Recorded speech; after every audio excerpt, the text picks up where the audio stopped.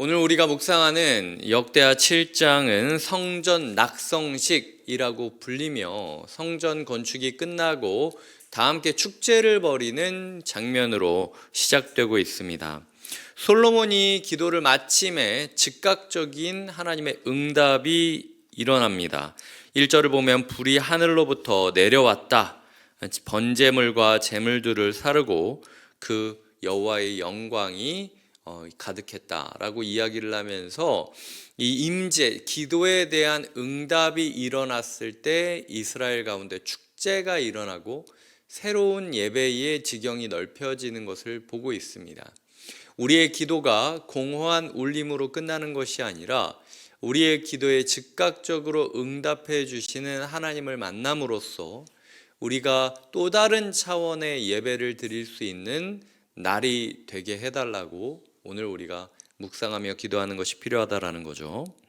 5절과 6절, 7절을 보면 그렇게 또 다른 지경의 축제 예배가 어떤 모습으로 드러나는지 볼 수 있습니다.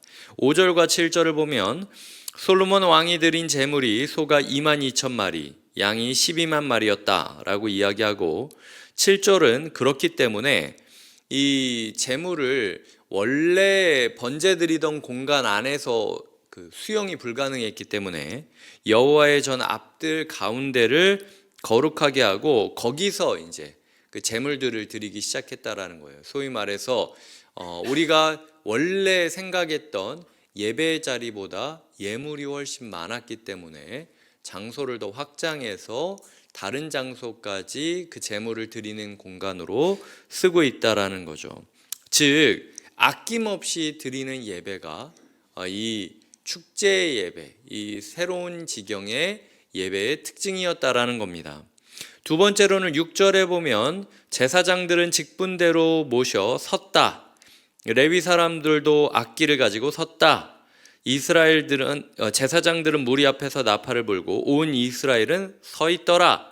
서다라는 의미가 세 번이나 반복되면서 이들이 드렸던 새로운 예배는 앉아서 편하게 드리는 편의주의적인 예배가 아니라 서서 드리는 하나님을 예배하기 위해 기꺼이 자기의 수고를 감당하는 예배가 바로 그들의 새로운 지경의 예배였다라는 겁니다. 생각해 보겠습니다. 요즘 교회에서 아낌없이 드리라 라고 이야기하면 왠지 머릿속이 좀 둘 중 하나 같지 않습니까? 저 목사 좀 사짜 않아? 약간 그런 이상한 식으로 반응이 되거나 아니면은 우리의 감정을, 우리의 상황을 전혀 이해해 주지 못하는 저 교회 속에 갇혀 있으니까 우리가 어떻게 사는지 알지도 못하고 얘기하는 거지 라는 식으로 공감을 해주지 못한다라는 식으로 여깁니다. 하지만 우리가 주일 설교 때 묵상한 바처럼 하나님께서 우리에게 우리의 전부를 악독한 사채업자처럼 긁어내려고 이야기하시는 게 아니에요. 하나님께서 자기의 안에 있는 것이 작은 물고기 같다라고 느껴질지라도 자기는 보리떡 5개 물고기 2마리 가져온 한 명의 소년의 도시락보다 못한 작은 빵을 품 안에 쥐고 있다 할지라도 모아보면은 7병이어의 기적이 일어날 수 있다라는 거죠. 주님께서는 우리의 것을 아낌없이 드리기를 원하십니다. 내 삶의 여력이 10분밖에 없다면 10분을 하나님께 드리세요. 지금 이 자리에 나온 성도님들 또한 여유가 있어서 나온 건 아닙니다. 뻑뻑하지만 살기 위해 나온 걸 제가 알고 있어요. 하나님께서 이렇게 이 간절한 마음으로, 사모한 마음으로 자기의 것을 드린 사람들의 아낌없는 헌신을 기뻐하며 그것을 공동체의 축제로 확장시켜가는 것을 우리는 볼 수 있습니다. 화목제, 번제물과 화목제를 드렸다라고 하는데 화목제는요, 끝나고 나면 같이 먹는 시간이 있었습니다. 즉 하나님께서는 아낌없이 드리는 자들의 예배를 하나님만 낼름받고 끝나는 것이 아니라 그것을 서로가 먹이고 서로가 먹으면서 함께 그 축제를 누릴 수 있는 동력이 되게 해주신다라는 것을 기억하셔야 돼요.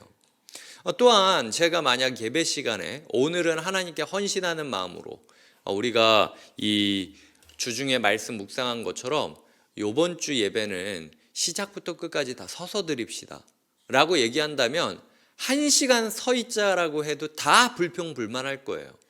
이게 근데 이 사람들은 지금 예배 드리는 내내 이 22,000 소가 22,000마리, 양이 12만 마리라. 이것들을 드리는 동안 이 사람들은 계속해서 서서 찬양하고 말씀을 외치고 기도하고 하면서 서 있었던 거잖아요. 하나님께서 우리에게 묻고 계시는 겁니다. 너 예배 너무 편하게 드리는 거 아니니? 네, 어쩔 수 없이 네가 어려울 때 온라인으로 드리거나 아니면은 뭐 편한 마음, 편한 복장, 편한 마음으로 드리는 거, 네, 다 괜찮은데 중심을 보는 하나님이라고 해서 니네가 소홀히 해도 된다라는 건 아니야 라는 이야기를 하나님께서 오늘 저의 마음 가운데 주셨습니다. 우리의 삶 가운데 예배를 진짜 예배답게 드리고 있는가? 나는 예배를 아낌없이 나의 것을 드리며 나의 시간을 드리며 나의 헌신을 드리며 주님께 나아가고 있는가? 그리고 나의 수고로움을 당연한 것으로 여기고 편의주의적인 태도로 예배를 그냥 즐기려고 온 것이 아니라 뭐 좋은 덕담 듣자 이렇게 온 게 아니라 진짜 하나님을 만난다라는 마음으로 우리가 집중하고 하나님께 마음을 모으고 있는가 돌아보아야 된다라는 거죠. 이것이 두 번째 제 묵상이었습니다. 첫 번째로는 기도를 통한 즉각적인 응답을 사모하자. 그래서 우리의 기도가 공허한 울림이 아니라 하나님께서 불처럼 응답해 주심으로써 우리의 예배의 지경이 넓혀지길 사모하자 이야기 드렸고, 두 번째로는 그 예배의 사모함이 무엇인가? 우리의 예배는 어떻게 넓혀져야 되는가? 아낌없이 드리는 예배로, 나의 편의가 아니라 하나님의 영광에 집중하는 예배로 우리의 예배가 확장되어야 된다라는 이야기를 드렸습니다. 세 번째로는 14절부터 16절까지의 내용입니다. 14절은 워낙 유명한 내용이죠. 이 구절만으로 찬양이 있을 정도입니다. 내 이름으로 일컫는 내 백성이 그들의 악한 길에서 떠나 스스로 낮추고, 이걸 겸비하다라고 예전 번역은 이야기했죠. 스스로 낮추고 기도하여 내 얼굴을 찾으면 내가 하늘에서 듣고 그들의 죄를 사하고 그들의 땅을 고칠지라 라고 이야기를 하고 있고요. 그렇게 이 성전을 향하여 성전에서 드려지는 기도는 하나님께서 눈을 들고 귀를 기울이리니 내 눈과 내 마음이 항상 여기에 있으리라 라고 이야기하고 있습니다. 우리가 함께 모여서 기도해야 될 필요가 바로 이런 부분이기도 하고요. 조금 더 깊이 들어간다면 주님께서는 우리의 몸을 거룩한 성전으로 만들어 주시지 않았습니까? 기도를 하다 보면요, 아무도 안 듣고 있다라고 느껴질 때가 있어요. 간혹가다. 이게 의미가 있나? 벽을 치는 것처럼 먹먹할 때가 있고요.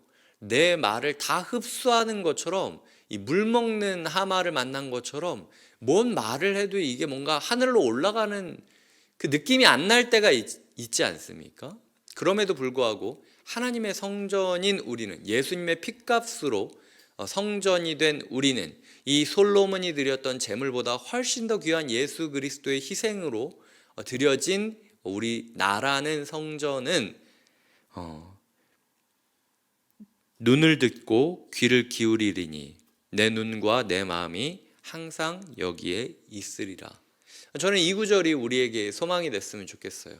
내 기도가 답답하게 느껴진다 할지라도 내 눈과 내 마음, 하나님의 눈과 하나님의 마음이 항상 내 중심에 있겠다라고 주님께서 말씀하셨음을 내가 믿습니다 라고 기도하며, 주님, 저는 그저 저를 낮추고 기도할 뿐입니다 라고 기도하는 것이 필요하다라는 거죠.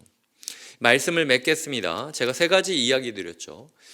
즉각적인 응답을 사모하며 그 응답으로 인하여 넓혀질 예배의 지경을 사모해야 된다는 것.